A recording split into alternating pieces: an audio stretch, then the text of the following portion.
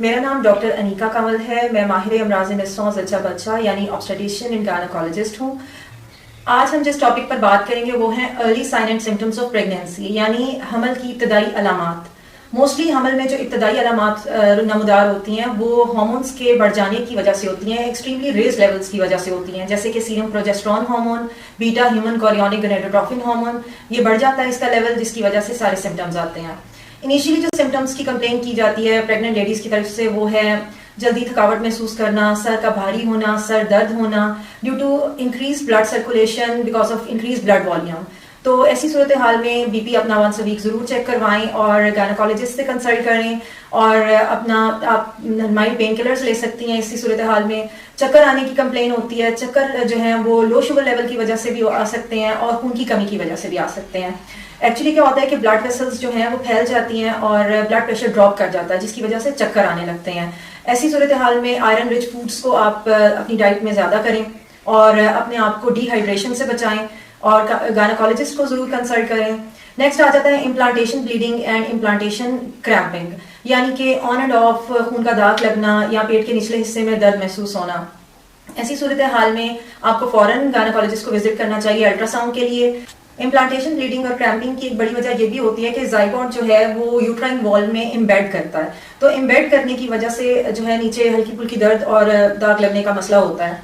अगर ये on end of थोड़ा बहुत हो तो इट्स ओके, लेकिन अगर ये मसला ज्यादा हो तो ऑब्वियसली फिर गायनेकोलॉजिस्ट को विजिट करना चाहिए, अल्ट्रासाउंड कराना चाहिए और इसका तफसीली चेकअप होना चाहिए।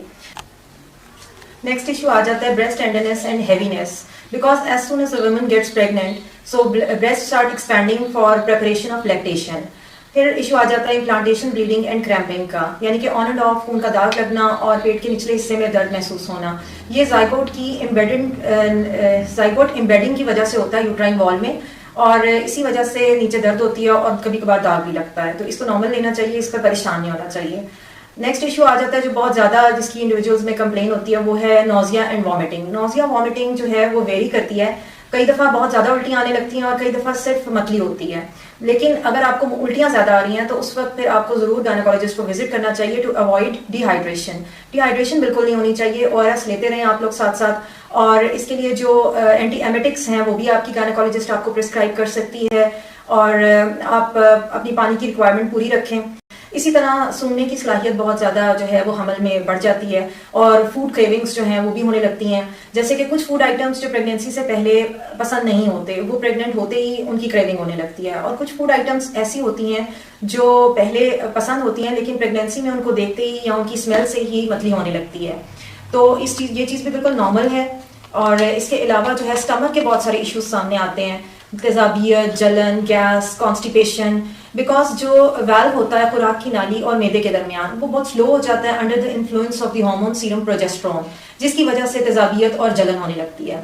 इसके लिए आप ये कर सकते हैं कि पूरा दिन भर आप वक्फे वक्फे से खाना खाएं और मैदे को एकदम से ना भरें, पानी की अपनी जो मिकदार है वो पूरी रखें और इसके अलावा योगर्ट का इस्तेमाल करें ताकि जलन ना हो, और रोज़ाना चहलकदमी करें। गैस और कब्ज़ की सूरत में आप अपना फाइबर इंटेक बढ़ा सकते हैं। फलों के जूस को अवॉइड करें, लेकिन जो है फाइबर को बढ़ाया जा सकता है। ऐसे फलों को छिलके समेत आप खाएं तो इसमें आपको फ़ायदा हो सकता है, मैदे के मसाइल का इसमें सोल्यूशन हो सकता है। और अगर बहुत ज़्यादा उल्टियाँ आ रही हैं तो फिर हॉस्पिटलाइज होना बेहतर रहेगा, क्योंकि डिहाइड्रेशन से बेबी भी फीटस भी रिस्क पे आ जाता है।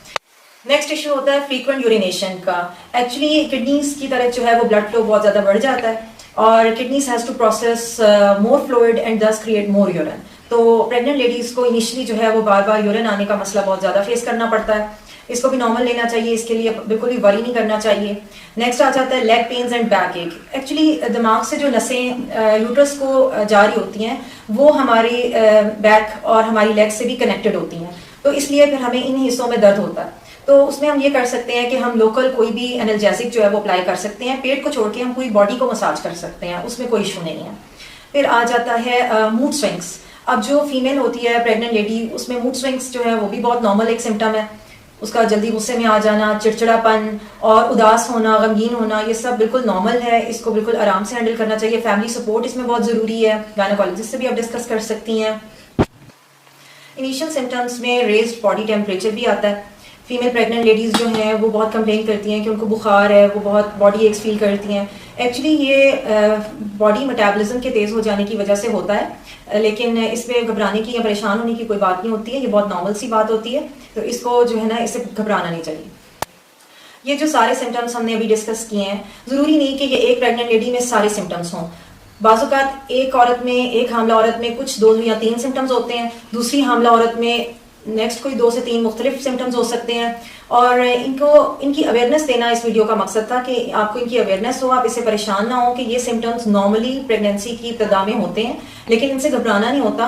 हाँ, अगर इनसे आपकी क्वालिटी ऑफ लाइफ डिस्टर्ब हो रही है या आपको अपनी नॉर्मल एक्टिविटीज़ करने में डिफ़िकल्टी हो रही है, तो फिर आप ज़रूर गायनेकोलॉजिस्ट को विजिट करें और अल्ट्रासाउंड करवाएं, चेकअप करवाएं। और ये जो एक मिसकंसेप्शन है सोसाइटी में कि अभी शुरू में जाने की कोई ज़रूरत नहीं है गायनेकोलॉजिस्ट के पास, ये बिल्कुल गलत है।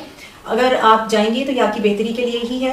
अगर 100% आपको रिलीफ नहीं मिल सकेगा तो एटलीस्ट 70 to 80% आपको इन सिम्टम्स से रिलीफ जरूर मिलेगा।